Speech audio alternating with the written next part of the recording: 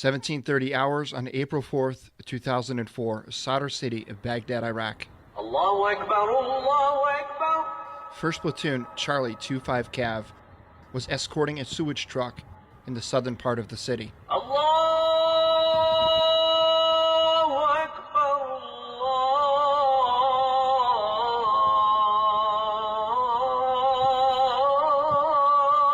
Akbar.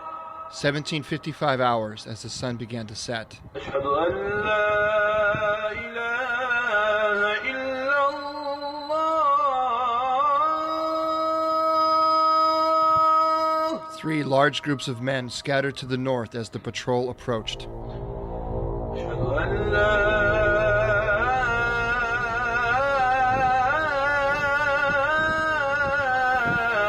ilaha illallah.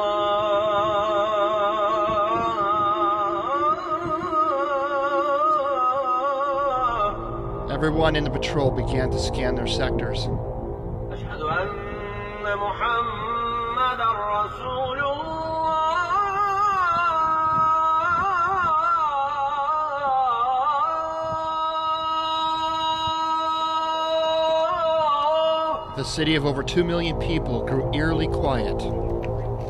And then, Ashhadu anna Muhammadan Rasulullah. what started as sporadic gunfire quickly became overwhelming from all directions.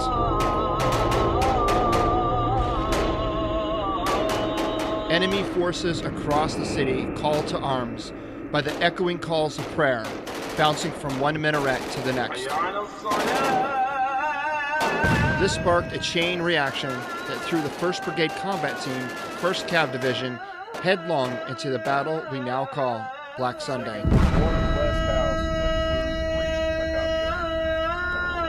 I am your host, Eddie Lazary, and on this series of episodes, I will be talking to the troops who were there and their families.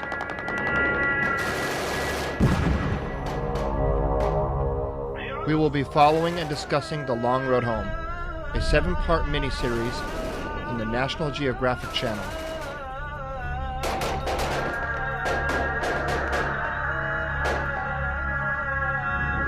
If you or someone you know served during the Battle of Sadr City, I want to talk to you.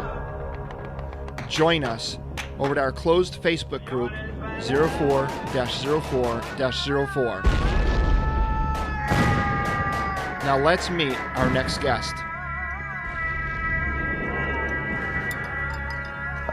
It brings back a lot of memories, but it's good memories. It's not bad memories. Mm-hmm. You know, every time that I talk to somebody from the past or we strike up a conversation about it, it's like I said, it brings those memories.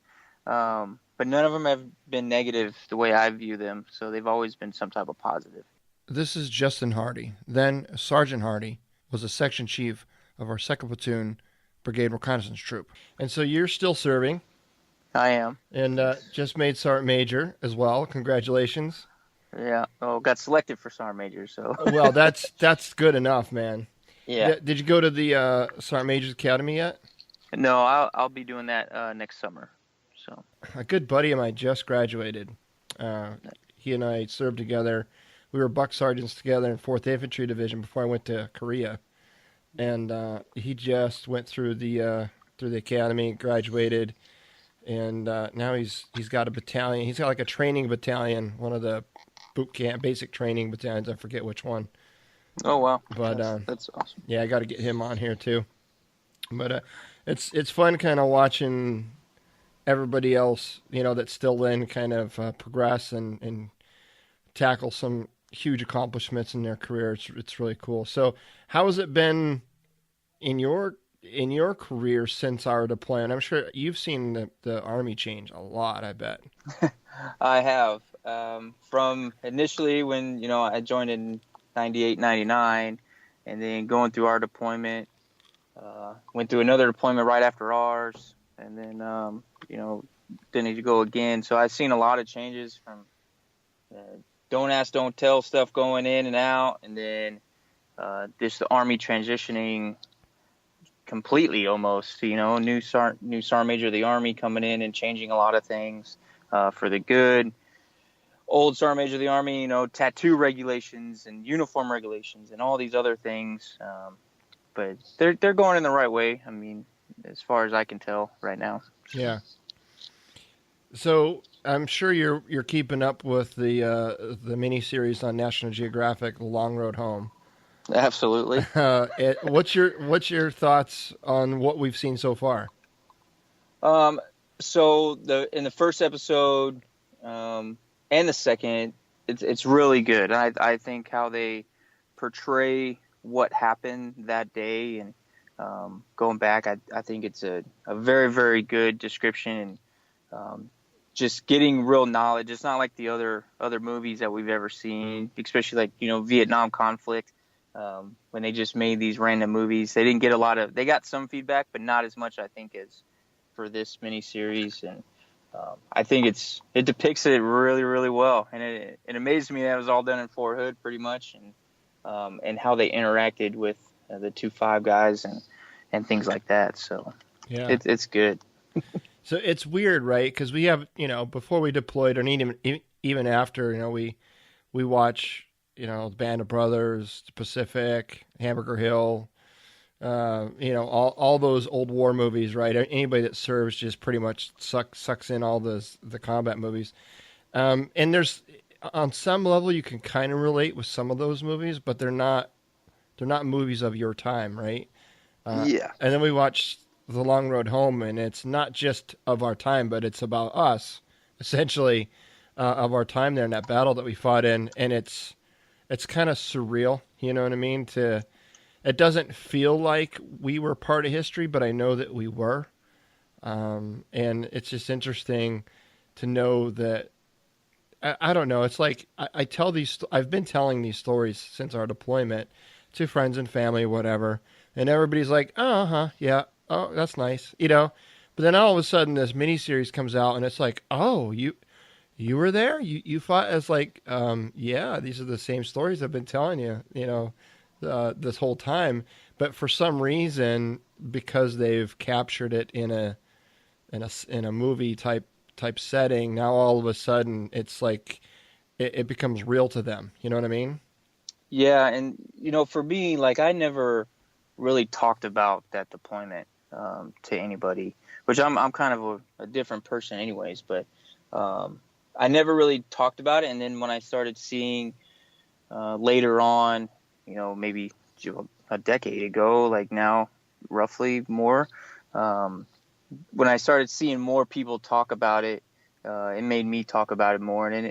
And I used to live through some issues, and then with me talking about it or seeing it now, I come to realization that it helps, and I'm hoping that it helps other people too that are in that same state, just by seeing it and thinking in the same mindset that you're thinking about it. Like, hey, we were actually here, and this is what we did, and things like that. I was talking to a colleague of mine the other day about it, because I never really talked about it at work, of things that I used to do with my deployments. He was like, "Man, you got to share these things," and I was like, "Oh no." And then this miniseries came up, and now it's like he asked me these questions because he was in the Ranger Regiment, so their deployments are way different than ours, and it's just real interesting to see that happen. But I'm for you that this is a good miniseries, and it is mind blowing that they're actually doing it about our time and country, just because we've been in this conflict so long, and then it's crazy.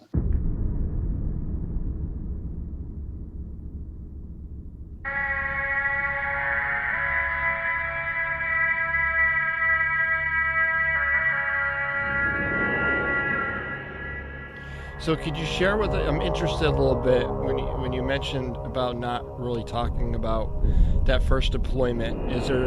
Was there something specific? You and I both know your second platoon. God, you guys just got hammered. We all were out on the route, and we all had our fair share of,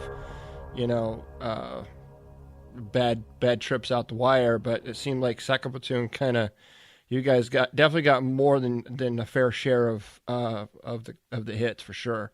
But was it that kind of caused you to not want to talk about it, or was there something else, or what was kind of your mindset there? Well, I think most of it. I mean, I was still young, man. I was 23 going on 24. I was still young, and Mm. those things happening at that time. I think most of it was when we got back. I deployed right away. When I PCS'd to Fort Carson with the 4th ID, I PCS'd right away. So I didn't have time to reflect on those things. I kind of just put them on the back burner for me. And it wasn't like coming home, reflecting on what happened, and then, deploying maybe a year, 2 years, 3 years, 4 years later. Mine was like that. It was like less than 8 months that I was back in country again. So I still remember that time, and I used that time to my advantage when I deployed the second time. But it was so fast that I just put everything that happened in the back of my brain, and I didn't really think about it. Some things, with the things with Nathan, the things with Fondren, the things, all of our KIAs with Drake and Johnson and all them. Those were, I still thought about them, but I felt like I wasn't beneficial to my guys when I deployed the second time to be like, hey man, this is what happened. So I just kind of just buried it, and it just took me a little while to come out with it. It was like maybe 2 or 3 years after my second deployment where I actually, really started thinking about, oh man, what happened? Because, I had a cousin that was in 2.5, and I saw the things that he was going through, and I had some other buddies in 2.5, and I saw what they were going through, and I was like, man, I can't be like those guys. So I kind of just threw it in the back burner, and then it didn't come out until later after my drill sergeant years, and it kind of went on me mentally. That's kind of when it hit me. But then I kind of just came to the realization that, things happen for a reason. I'm glad that nothing happened to me personally. But I use everything that we learned from that deployment for teaching other soldiers and mentoring those soldiers not to do stupid things like we did. So, but it's just crazy. So I think I did it mostly because of that second deployment. I just put everything in the back burner. I never really thought about it until later on in my career. And then by that time, I didn't deploy again until 2012, 2013. So it was just a different thing for me and how I dealt with all that stuff. Now, going in your second deployment, were you concerned that it was going to end up being a repeat of the first deployment? Kind of when I first got there, and I was scared because I didn't train. I went to NTC with them, and then we deployed right away. So it wasn't like I was with them for years, like I was with the first deployment guys. So I didn't have that kind of strong bond. I made those bonds over the deployment. But I kind of used what we did the first deployment to try to teach it, like I was talking about. But we were in a whole different area. It was, I was up near Tikrit, and I didn't know nothing that was going on in Tikrit. So it was a little different. And I was with the whole Cav squadron. I wasn't just a troop. So, and we were, just pulling OP basically. I wasn't doing route. I was doing some route reconnaissance, but most of the time it was just pulling an OP on a stupid hill and looking at this tiny village for the most part. And we took some casualties from that, but not as many as we did during that first one. And I think maybe just they were all new, and I was probably the only one that been to that conflict in my entire troop. Wow. So it was real different. And sometimes they took my advice, most of the time they didn't. So I just try to keep my section just intact and hey man, this stuff didn't work a year ago. It's not going to work this year. Yeah. you know? I remember, I mean, our first deployment, I often referred to it as the wild, wild west, right? And in a lot of ways it was because there really wasn't a whole lot of defined TTPs or processes for a lot of what we were doing. We were kind of making this shit up as we went along, you know? Literally, not, you know? Yeah. And it was, you know, and what was really weird is, you know, second platoon, you guys we were all out on the route, pretty much, you know, patrolling the same areas. But we were going out different days, different times. We had different schedules. And it was weird because anytime my section would kind of commingle with the second platoon section or first platoon section, it was weird because everybody kind of developed their own footprint, right? Their own fingerprint of how they maneuvered and how they operated, and almost their own language. And it was fascinating to see that evolution as our year progressed, not just in our own experience, but just how each platoon really kind of developed their own style, so to speak. It's like a basketball, like a professional basketball player. Like everybody knows how to play basketball, but each of the players has their own little like twist to how they play. You know? Yeah, and I think that's what made us successful. You know, even on the second deployment, and even going fast forward into my other deployment in Afghanistan, even though it's a whole different thing, everybody was the same TTPs and all that. So I think we weren't as successful at doing things those other deployments than we were here because you're right, that different style and each person's trying to figure it out. Mm-hmm. And our command let us do that. Right. They didn't say, no, you're going to do it this way. And I mean, we were really, I mean, if you really look at it, when we first got there, second platoon, there was just a lieutenant and there's all kinds of E5s. Mm-hmm. Just buck sergeants. And we didn't get, you know, the platoon sergeant until a little bit later. We didn't get a staff sergeant until a little bit later. So we're just all regular buck sergeant E5s going out there and trying to do the best we could because we didn't know what to do, you know. So it was crazy. And then even going to NTC, we try to replicate it, but there's no replicating that. Until later deployments, it was like my second deployment when we went, completely different. And we replicated as much as they could, or what they went from in 2003, OIF 1, OIF 2, what they were doing in OIF 3. And so when we went in OIF 4, before OIF 4 into NTC, it was just like, well, this is what 3 years, this is what they did. You know, do the TCP, you got to have 500 meter separation. And Right. I mean, when we snap TCPs, it was 50 meters, you know, 100 meters. It was whatever we felt comfortable with, and sometimes it was bad, sometimes it was really good. So yeah, and that's I think that's just what made us a very unique unit in that deployment. Was you're right, we knew each other for many years before we deployed, so we had the opportunity to develop. You know, it's a different kind of bond. Like me and my driver and my gunner, like we just knew what we were thinking, and my gunner knew what I wanted, and my driver knew what I was looking for, and you know, and I realized how much I took that for granted when I would hop into another truck and I'd have a different gunner and a different driver, and I felt frustrated because I was unable to convey what I wanted because they didn't know me and I didn't know them. Yeah. You know. Yep.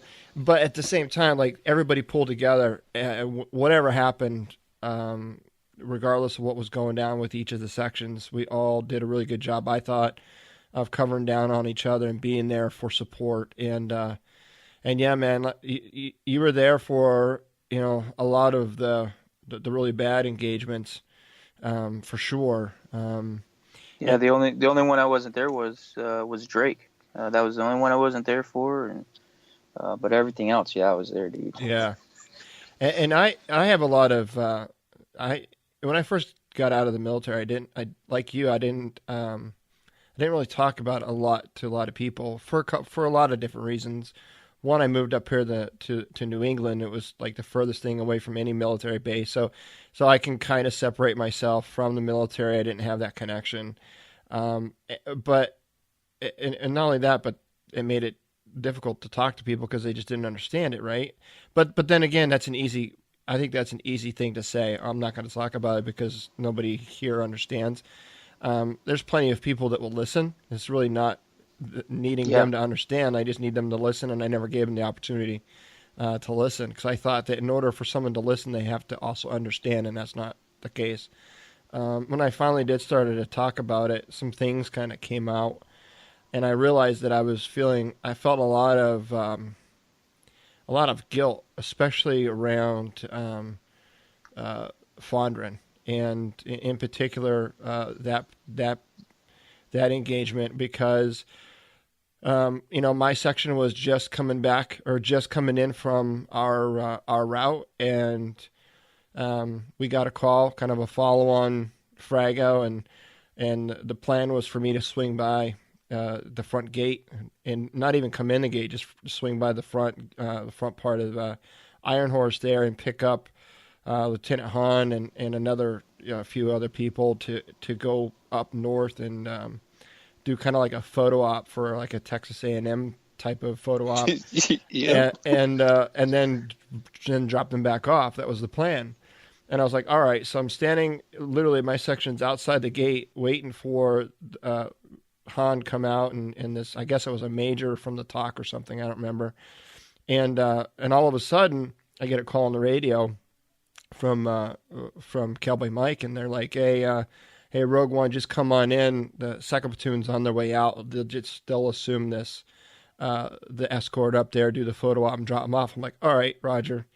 So I brought my section in, and like usual, we have our standard things that we do when we first come in. Hit the clearing barrels. They go over, they top off the trucks, they drop me off so I can brief the mission or whatever with the folks in the CP, and all of a sudden I'm walking back out towards the motor pool to make sure everything's all lined up, and I hear this. It wasn't one explosion. It was two explosions, but they were really, really close together. It was like a boom. Yeah. And it was close enough where I knew it was Route Pluto, and it was toward more north Pluto from the fob. And I was like, oh shit! And the only ones, I mean, I knew you guys headed that way, and that's where it sounded like it came from. And I instantly knew that we were going to end up going back out.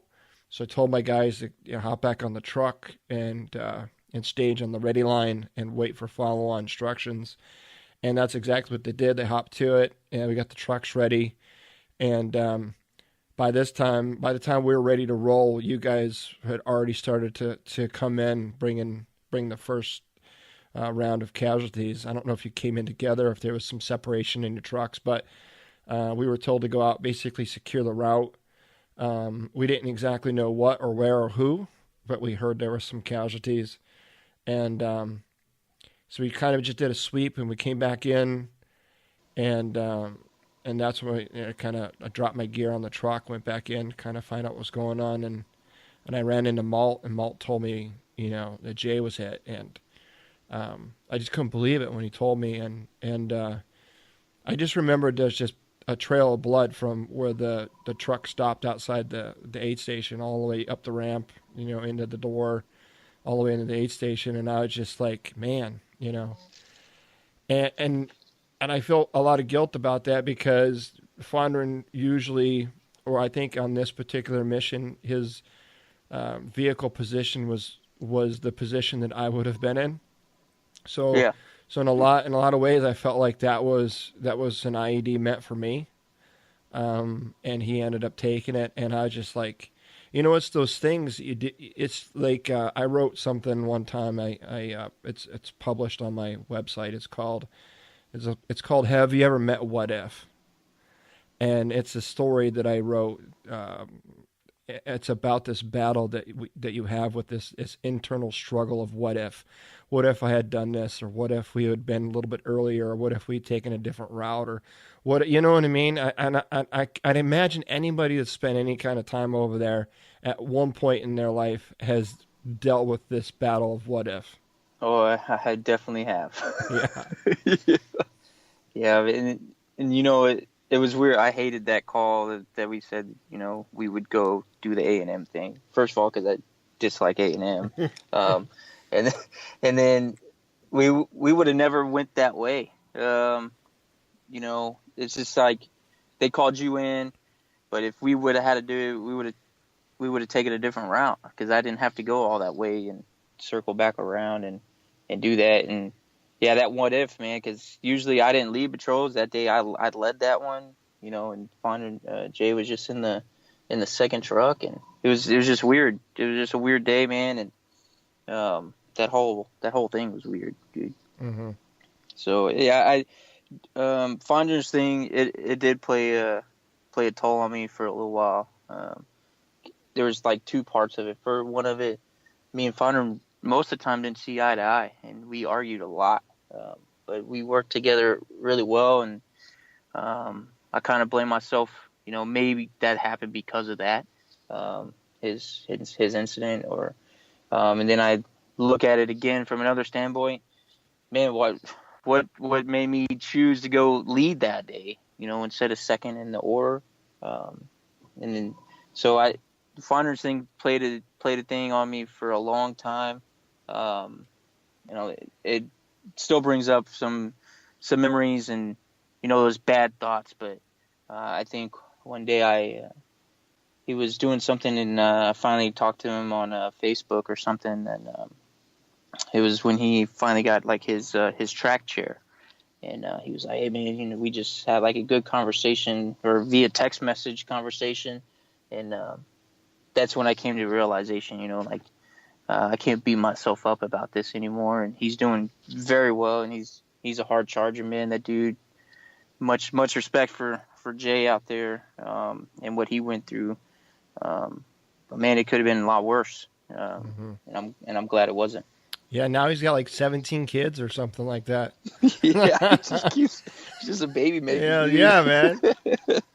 So he's doing really, really well, and I mean, everybody through that whole thing, with the casualties that we had, and that went through something traumatic. I think we've all kind of done really well. There still is a couple of dudes out there that they just can't get right, and even if you reach out to them, they're just their mind just isn't in the right spot. Maybe they continue to think negatively, and I try not to think negative all the time. Mm-hmm. So I'm always have that positive thing, and I think that's how I kind of bounce back from it. But you look at everybody. I mean, Blankenship's doing really well. I really haven't. I don't know where Omen is.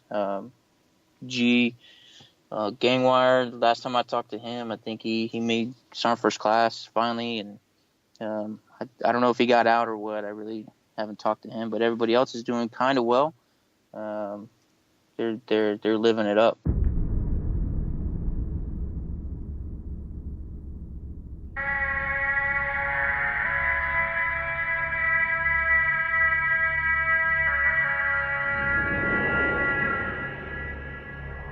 Yeah, we all in the BRT at some level kind of had a lot of the same missions, but our perspectives are all different, and I think that's the most incredible thing about war is you could be in the same country, in the same city, in the same fight, in the same truck, and still have different perspectives on what happened from everyone else around you. You know what I mean? Yeah. And it's amazing because I have spent many of hours talking to guys that we served with, and even my guys, Millie and Herbst, and we tell these stories, and we were all there for different things, but we all had different experiences with it. And so who were you with, and what were you doing at the time of April 4th? Just kind of start that morning before everything was going kind of popping off. Kind of what was the atmosphere that you remember? So I really don't remember a lot about going to patrol and getting ready or anything like that. For some reason, that's just not in my memory bank anymore. But when I listened to the podcast with Nathan, like the normal routine things, probably yelling at the dudes, "Hey, go get the trucks ready," and we'll be out there, whatever. I don't even remember what time we were actually going out into the route that day. I just know that we did it for 12 hours. Like, our normal thing was 12 hours on the route, and that's kind of what I went with. I do remember when we first got the call, hey, something happened in Sadr City, and so I was like, okay, Roger, what do you want me to do? So I moved the section, and I don't think I can't remember who was all in my section that night. I know G was, and I think Fondren was, but I think we still rolled in that 3-truck section, even though, I think that was it. And so they called us like, hey, something popped off in Sadr City. My first thought, just because my cousin was, he was up there in War Eagle. I was like, oh man, hope nothing crazy going on. Like, what's going on? Nobody had reports. I remember changing my troop radio over to the brigade command net, listening to some of that stuff, and I was going through Saddam's revenge at the time. Like what they said in episode 1. Yeah. I think all of us were. So I remember that really, really good. Yeah, because we were still on our regime of malaria pills at the time. Yeah. Hell yeah, man. Yeah. So I was doing that, and then I just had the shits like crazy. And then they get the call, hey, go down to Cuervo, get I remember oxygen tanks that we had to get, and medical supplies. So when we made our first trip up there, that's one thing that they definitely got right in the movie, is that aid station scene, with all the Humvees around the aid station and things like that. So we pull in, didn't know where we were going. Just like Nathan said, we did get lost that first time because I had no idea. I think I was leading. Me and G switched off back and forth from leading and not leading. So we went up there the first time, got some medical supplies to him, and then we got rerouted back down to Cuervo to push an FLA up. And I was super mad about that, because FLAs didn't have they were like us, but it's an FLA. Like, somebody's going to shoot this FLA, and now I'm going to have casualties. And I forgot who got called to actually protect the route. Because I think we were out on the route first. And we were doing our route security when we got the call. So I don't know if they actioned anybody else to go on the route. Everybody was going left and right, and I don't even think the route was secure. I think maybe at one time they pulled some of the 2.8 tanks that were maybe ready. I think there was 2 tanks on Route Pluto, maybe, that they actioned out. And then I just remember driving back and forth and always getting pop shots, and I had that stupid boomerang system on my truck, and I remember that thing. Was that your truck that got shot in the boomerang in that pole on our convoy trip up north? Yeah. It was like, I remember. Yeah. I just remember traveling, and all of a sudden, we would get this troop net alert, right? That, oh my god, we're taking income, like sniper. So we'd stop, we get into our our herringbone defensive position, whatever, and then nothing. We're like, okay, well, malfunction, right? And then it would happen again, and we do the same thing, nothing, and it happened again, like 3 or 4 times. Then all of a sudden, you guys do take, like, I forgot whose truck it was. I just remember seeing it. All of a sudden, we get all the way up to the fob, and we look, and the damn boom stand that stupid antenna thing was mounted to had a bullet hole through it. I was just like, holy shit. It was retarded, man, and I hated that system. But yeah, so that thing was going off. Didn't have like a woman's voice. It's like, incoming. Yeah, around 2 o'clock or 100 meters. It was like, there's nothing over there. I'm getting shot from the right side, not the left side. You stupid system. It's like calm. It's like a calm woman's voice. Like, you're taking incoming. It's like, shut up, bitch. Like, at least you could put a voice in there, and be like, get out, motherfucker. Something, you know what I mean? Yeah. Something more realistic, but yeah, it was pretty funny. But yeah, so we just kept on running those supplies, and I remember one time, like, it was like the second or third time I went to Cuervo, they were putting like these giant oxygen tanks, more oxygen tanks than I would took the first time, and I was like, I'm getting shot at, peep. Like I'm the only one with the the Up Armor Humvee. Yeah. So it's gonna be fine. Put the oxygen tanks in his truck. I'm like, man, I'm like just a rolling bomb in this thing. You're So like and I you're like it was I stupid. saw an episode of Mythbusters. This doesn't go well if we Yeah. get hit. So well, and even when we were going up, we're there's bullet rounds because it's probably 100, 21, Yeah. 22. Yep. It was dark, so we're seeing all the rounds pop off and hitting the thing. And I just remember, talking on platoon net, just this is the stupidest thing ever. Mm-hmm. Like, and then when you go into War Eagle, and I'm dropping off all these supplies, and between talking to the private or somebody, whoever there, and like, where do you want me to put these things? I'm shitting my pants at the same time, and just it was just crazy, and seeing all this, and then taking the casualties, put them in the FLAs, and moving them back to Cuervo, trying to get them to open gates all the time. I always Mm-hmm. had a problem with Cuervo, getting casualties in there. Mm-hmm. But yeah, it was just a crazy night. I don't even remember what time we stopped. It felt like it was only 30 minutes long, but it was a long time, and on doing all of that, and we had to do so much stuff, and we still really didn't know what was going on in Sadr City. Right. We saw the casualties, we saw all of that, and we're running all these medevacs or escorts, and getting all this equipment to them, but we don't know what's going on. And I don't think anybody else, really knew what was going on other than the head shed.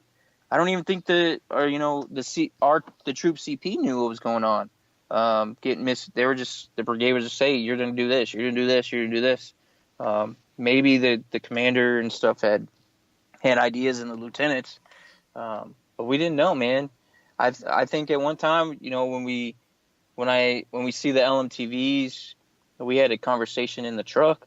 Was like, man, why are these LMTVs all shot up to hell? And we thought maybe they brought up the casualties or something. We didn't know that troops were actually in these LMTVs, and they actually went in there and all this thing until later on. And it was just crazy. And when it's now seeing the miniseries, you're like, holy shit, Mm-hmm. man. Like, and then I remember when we get done, I'm trying to get in contact. War Eagle was completely blacked out on comms when everything happened, and that blackout lasted a while, I think. Yeah. And I just remember trying to get in touch with my cousin, but I just couldn't, because we were pretty much like, you're not going to War Eagle no more, BRT guys. For a while. So I didn't know what was going on with my cousin, and guys would come in, to Iron Horse to meet with somebody at Iron Horse. So I'd be like, hey man, where you at, War Eagle? Hey man, do you know Braun? And things like that, because I had no idea. And some other dudes that were in the other companies down there on the line in 2-5. So I kind of felt with them, but then I kind of put that on the back burner, and I was like, hey man, we still got a job to do. And then, what was 6 days, 4 days later, 6 days, Jay goes down, and it's like, shit, man, Mm-hmm. what's going on, dude? So it was pretty interesting, and I think the series is depicting it quite well. But it was confusing. It was a confusing night, and like I said, some of that stuff just got lost in my memory bank. Other than going up there, I think Nate mentioned that we escorted General Abrams. I have no idea, or Colonel Abrams at the time. Up there, I had no clue. We might have done that in one of those nights. I just remember going back and forth to Cuervo into War Eagle and trying not to get lost and trying not to get shot at or blown up with all these oxygen tanks in my truck. So Yeah, it was just multiple trips back and forth, running, whatever and whoever. I remember getting called. I was doing some of the back and forth to Cuervo with the casualties and then the ammunition and medical supplies back north. But one time I was tasked to go back to Iron Horse. It was earlier on that night, but to go to Iron Horse and grab the brigade surgeon was there at Iron Horse. I forget his name. And Yeah, had to grab him and get him to Eagle, or to War Eagle. And I don't remember what truck he even hopped into. He just kind of swung by. He grabbed his gear, and I just remember kind of saying like something like you know he had like a 9mm pistol. I'm like, you got ammo in that thing, sir? And he's like yeah. He kind of gave me this look. I'm like, well, you might gonna need it. So I just remember when it started to get dark, we were still rolling without doors. I don't know if you guys had doors on that night. No, no, Yeah. no doors. No doors. The only thing we had because we rigged up the little ropes. Yeah. And we sat in the. Well, since I had an up armor, the fake up armor, and you couldn't really sit in the TC seat because of the FPCV2. Yeah. So in the scout trucks, we pretty much rolled in the back seat. Behind the TC seat, Mm-hmm. and we just hung out that thing. We had ropes holding us in. And then that the first trip when they started shooting and I had those oxygen tanks, I was like, "Oh, dude, I'm sitting in the front, man!" Like, I think I told G, I was like, "Hey, man, let's get in the front, dude, because this is stupid." And then, because it worked well when nothing was going on and getting in and out of trying to move traffic, and Yeah, right. it was super awesome to do that. But man, after that night, no, Yeah. doors came back on. We scrunched up into the TC seat, and it was so stupid. We were retarded, man. I remember Fondren's truck. He had like a bolt on like a step that outside the truck, and like a bolt on like handle at the top, so he could literally like stand, almost like a Secret Service guy's like hops onto the motorcade or whatever. You know what I'm talking about? Yeah. Fondren and his gadgets, man. I'm just like, oh my god. I like. Well, yeah, like so. I think we had a conversation about that because we had awesome mechanics with us. Oh yeah. They were always doing welding and stuff and the big old bumpers, and Fondren was like, "Hey man, let's put this thing on the truck." I was like, "Man, that's the stupidest thing ever." I was like, "Jay, that's stupid, man." But it worked for him. Yeah. I was like, "Man, that's just." I was like, it looked cool, but I was like, damn. I'm like, really? Yeah. It was like a skid to like a helicopter. Yeah, exactly. Right. I was like, if that thing, What are you I told him, I was like, dude, if you're standing on that thing and you're cruising down Pluto at 60 miles an hour and that gives way, like you're done, man. you're just gonna get your ass ran over. But again, we were all young. We were just young, and the command knew, like, hey, whatever makes them feel comfortable, let them do it. Mm-hmm. That's what we did. And then after 444, man, it was like, no, we ain't doing none of that stupid stuff. No, man. The only other stupid things we would do is, kick over the IEDs. Yeah, right. Yeah, I mean that because I would always do that. I had a grappling hook and I tied it to like some rope, and I would swing my grappling hook out there, try to figure out if it was real or not, or a box on the side of the road. We were dumb. I was super dumb. Yeah. Like, well, I bought a remote control car off the economy, and stripped that thing down, put a little cardboard platform, mounted a camera on it, drove that bitch up to to like a suspicious something or other. And then, of course, I had no camera on my side, so I just drove around and then drove it back, and then I had to rewind and then play it and see if there's anything. I'm just like, I look back now on that shit, I'm like, wow, I just can't believe some of the shit we did. Yeah, but later on in the point, we actually, I think, I know we got one. Yeah, I think we had like an actual EOD. Yeah, one, I think we had like 2 robots for the whole troop at one point. Yeah, I hated that thing too, man, because I was just stupid with it. I would just, I'll check it out. Let's play with this thing, and go up there, and then it would lose contact with the signal or something. Yeah. So then I walk closer, and like, let's walk closer to this thing. It might be an EID, and then it just blows up. And there was one time where I was driving that thing, and the signal got lost, so I'm walking up. I'm probably it's 100 meters in front of this IED trying to get this stupid camera to work on the remote control car, and the thing blows up. And I remember Megason, the driver, coming over like, "Holy shit, man, you okay?" I'm like, "Yeah, dude, I'm okay." I felt bad because of the concussion. Mm-hmm. Yeah. And like, "Man, we thought you were gone." I was like, "Man, I hate this fucking robot. This robot sucks. Put this shit in the truck." Yeah, I was there that night. The CO and Fowler got blown up. Yeah, That was rough. Yeah, and I told this story to my buddy a couple days ago when the CO got blown up, because I would walk up to those IEDs, I'd kick it over. He got word of that, and he's like, "Quit doing that." I was like, "Okay, sir, no problem, I'll stop," but I really didn't. And then, when the PPE thing, make sure you have your iPro on, make sure you have your gloves and all this other stuff, and whatever. Yeah. So I told him like a couple of days before he took that thing. I was like, "Sir, don't be kicking IEDs, just being a smart ass to him." And, he goes right up. He was pretty close to that thing looking at it, and then it blows up, and all those, because it was a BBs, right? I think it was a bunch of BBs. So what happened was we were on patrol. He came out. He didn't come out all the time. He kind of rotated between the sections. And he would come out randomly just to kind of get a feel for what was going on. And he came out with us that night. And in our section, we always kind of rotated. If we had to go check something out, we kind of had like a rotation. That way, if your number was called, nobody feels guilty about it because it's your turn, right? Mm. And that's fair, right? They say all's fair in love and war, right?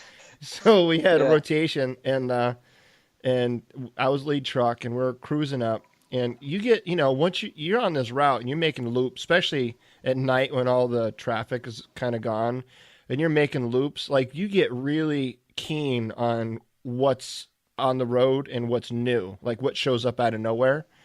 And we did a loop. We hit it north, and we were like, okay, let's do one more loop. And it took about 15 minutes to do a complete loop at full speed. So there's plenty of time for anybody to go run out there and drop something. And we're making our last loop. We hit the Cuervo turnaround, headed back north. And I'm just scanning like I do, the sides of the road. And I see this object on the left-hand side of the road, about the size of a 5-gallon bucket. And it was laying on its side, kind of with the ass end facing towards the route, right? And it caught my attention, but we were going so fast that by the time I saw it, I knew if I alerted Herbst, I knew he didn't see it, so I knew if I alerted him, he would have probably braked and ended up stopping right parallel to it. And so I kind of just held my breath, just prayed for a minute that nothing would blow up as we passed it. But then I was afraid that if I stopped, the truck behind me would end up stopping right next to it. And I'm like, shit, what do I do? And of course, when you're in those situations, you just make the best decision you can in a split second and hope it's the fucking right one. You know what I mean? And I just kind of called on the radio and said, veer right. And everybody, to try to get everybody to just kind of go right. And then we stayed at full speed. And as soon as I knew enough distance had passed where four trucks, because Captain had his truck out, and all four trucks had passed it, I called back and I said, I think I saw something back there. And they're like, all right, well, hit the concrete turnaround and let's go do another loop back down and stop short of it. I'm like, okay. So that's what we did. We went back south, hit the concrete, or the Cuervo turnaround, came back north. And I had an idea about where it was, so I started to go much, much slower, and then we would stop and creep up, and we hit the LRAS and kind of scope it out. And we finally found it. We got the LRAS on it. We zoomed in, and you can get a good image on it, but you just never really know, right? And, you don't. So we got our vehicles just kind of in a staggered in a kind of a security position, and I got out of the truck because it was my turn. And not only that, but I found it, so it's only right, it's only fitting. And I started to walk up there, and I saw to my left there was already two guys walking up the left hand shoulder of the road, and I kind of looked over there, and I noticed it was Captain Wazinski and Fowler, and I was like, hey, it's my turn, and they're like, God, they just kept walking. I'm like, shit. So I went back to the truck and left the door open and was just kind of pulling security out on the neighborhood off to the right there. And I'm just keeping my eye, I got my NVGs on, and I'm just keeping an eye on them. And they ended up walking behind, like on the canal side. So now they were between the canal and the IED, like in the field area, right? And so they were closer to the canal as they were walking north until they got on it, and then they started to walk towards it from the back end. And once they got about 3 or 4 feet from it, I don't know which one it was, shined the light on it. And as soon as they shined the light on it, it fucking blew up, man. It was like 3 or 4 feet away from it, and just, and it was the loudest, biggest explosion, I think, and it stunned me. Like, I mean, I was just in total disbelief, and it was such a calm night, no wind, no breeze, and it kicked up this huge cloud of dust, but it didn't dissipate. It just enveloped our trucks. We couldn't see anything. It was almost like a smoke screen, just completely engulfed us, and we couldn't see shit. My ears are ringing. I can't hear anything. And I'm just thinking, oh my God, we got to drive the truck up there, because my biggest fear at that point was a coordinated small arms ambush, right? And I just thought that we were just going to start getting RPGs and small arms coming in. And because I believe this was after what happened with you and Nathan and that. Yeah. And so I knew that, it's usually going to be like a small arms thing coming after, probably. And so I told him to hop in the truck and let's move. And Herps got in and he started to drive, and we couldn't see anything. I told him to turn the lights on, taking a risk to turn the lights on, but, again, another thing you got to outweigh. And he turned the lights on, and we started driving. We couldn't even tell we were on hardball still. And then all of a sudden it just hit my mind. I'm like, fuck, what if they're still alive and we accidentally run them over? I'm like, shit. I'm like, slow down, man, slow down. I don't want to fucking run them over.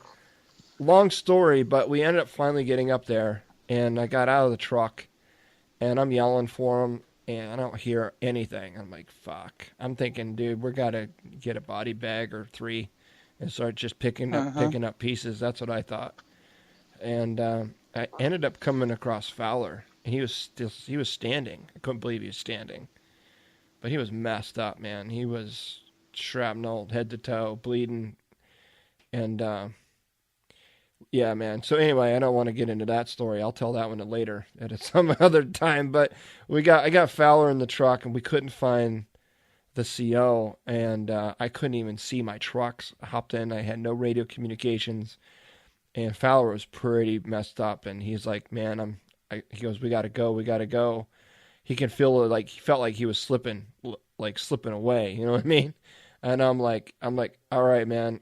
And I made the decision to just pull away from the section, leaving God knows what behind me, and heading out alone, hitting the concrete U-turn and heading back down to Cuervo. I knew that was a risky move, leaving that section alone, and it was risky for us going alone as a single vehicle. But it was a decision I made. But like you said earlier, man, it was like an act of Congress to try to get them to move the fucking vehicle out of the front of the Cuervo.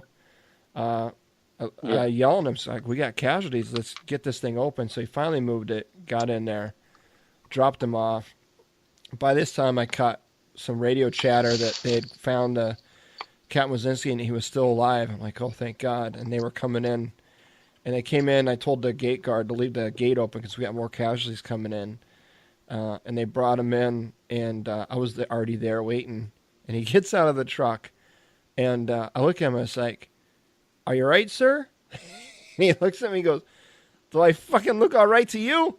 And I'm like, and that wasn't like, that's totally out of character, right, for him. And I was like, totally took me by surprise. And I'm like, And it hit me how stupid of a question that was. But at the same time, I was like, he's just pissed. He's pissed. He's hurt.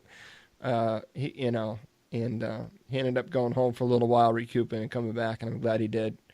An incredible commander. It was an honor to work for him, and he helped make that troop what it was for sure, man.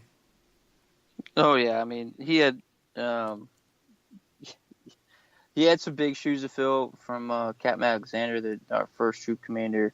But when he came in, he ran it just like Captain Alexander did, and both of those guys, Captain Alexander, well, almost all the officers that we had have done great things in the Army, and I mean, even from the replacement officers that we've got in, like Doyle, Maglemont, all of those officers are really good, and I see him today. I'm in the ROTC world.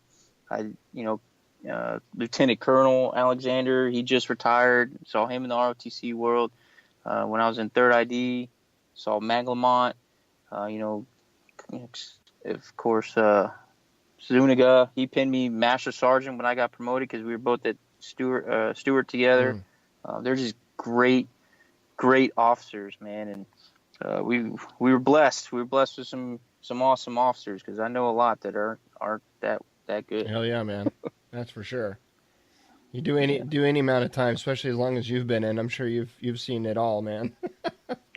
Yeah, now I teach them, and it's like, don't be these guys, be these guys. Right? Yeah. Yeah. So it's very interesting. So yeah, I mean, that deployment, dude, is just crazy. Everything that we went through, and you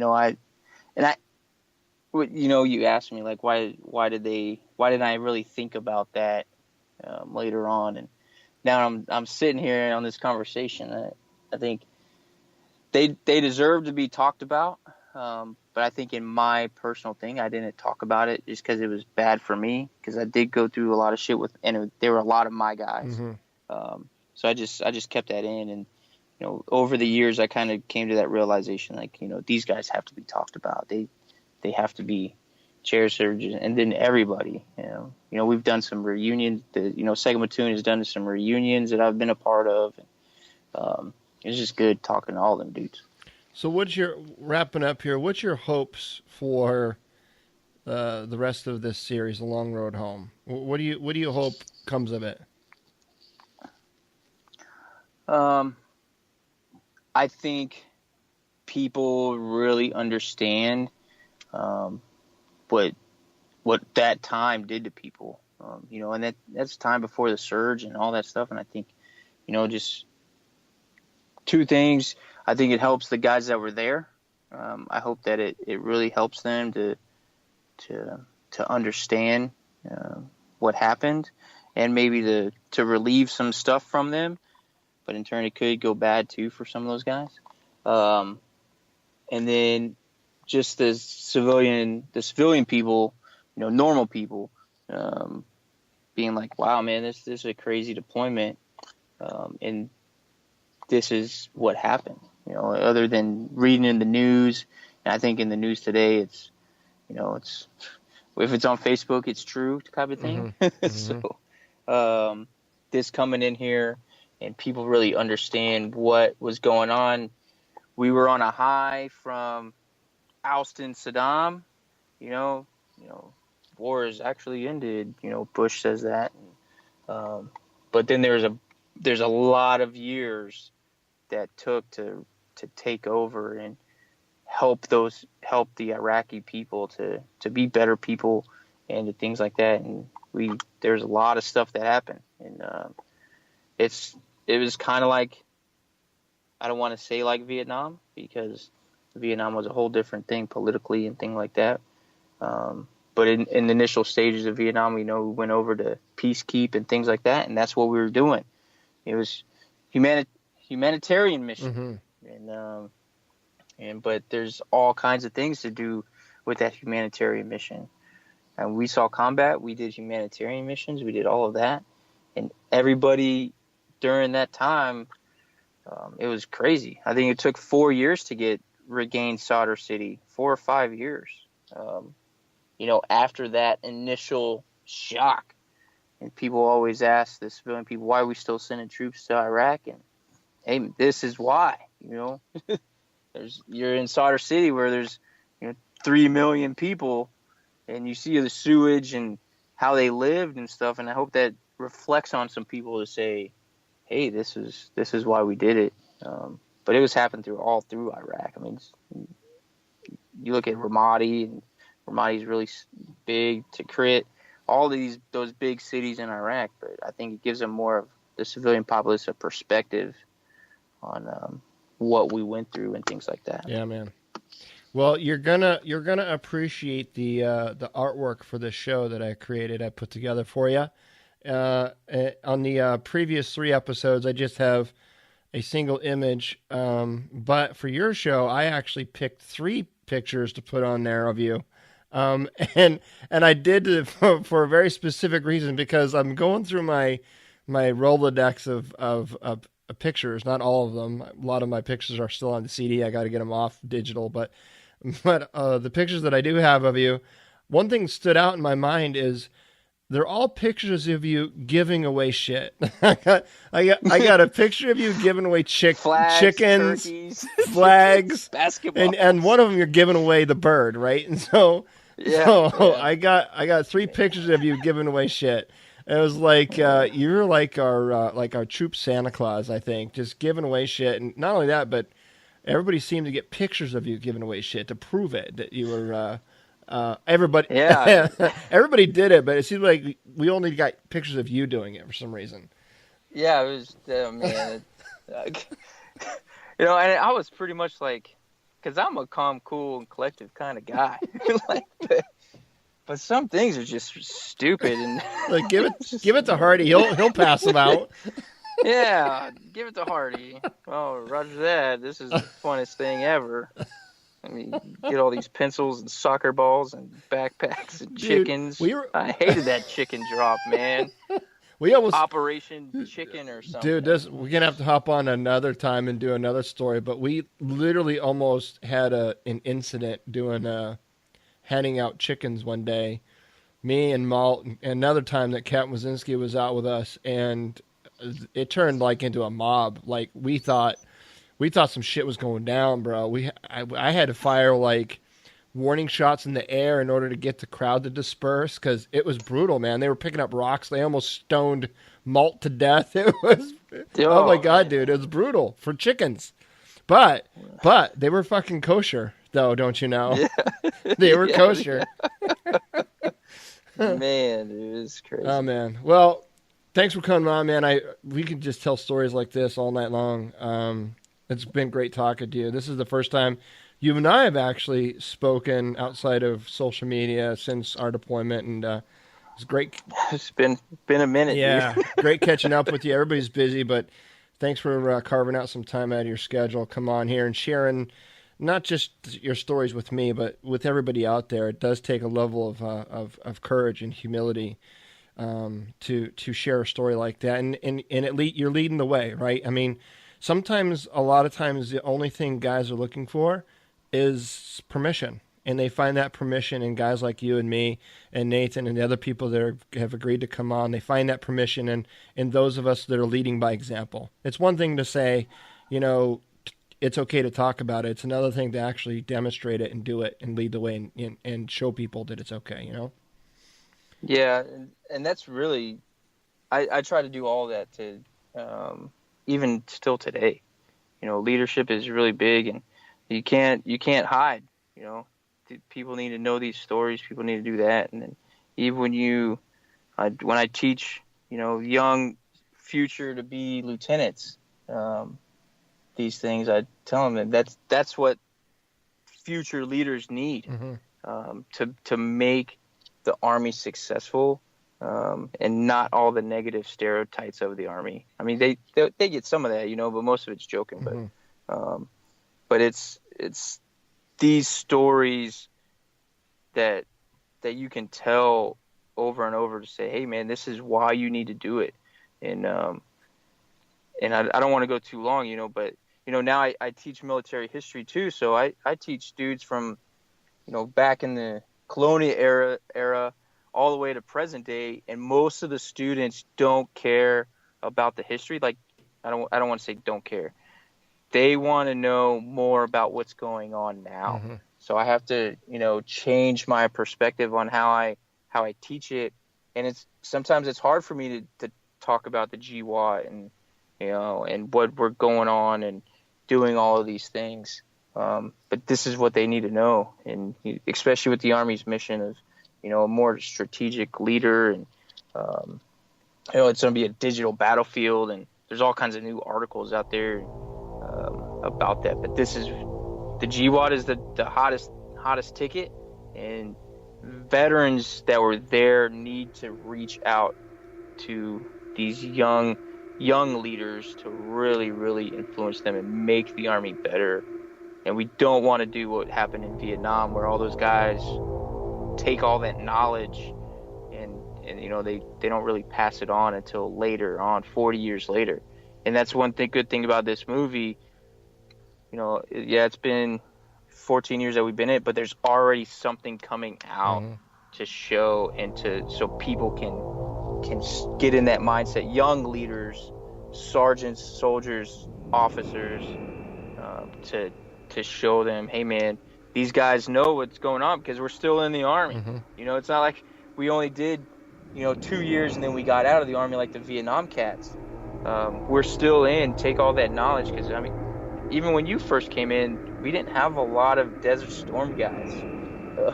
There wasn't a lot of Desert Storm guys that we had to follow and look towards. Right. There's one or two. Now it's like everybody's been there. Everybody has these certain things, so you got to share them, and that's the best thing. Thanks for listening. I hope you enjoyed this episode with Justin Hardy. Keep on listening. I have a lot more incredible guests coming on over the next few weeks. Never miss an episode. Hit subscribe on your podcast player of choice. And hey, if you or someone you know fought in the Battle of Sadr City on April 4th, 2004, I want to talk to you.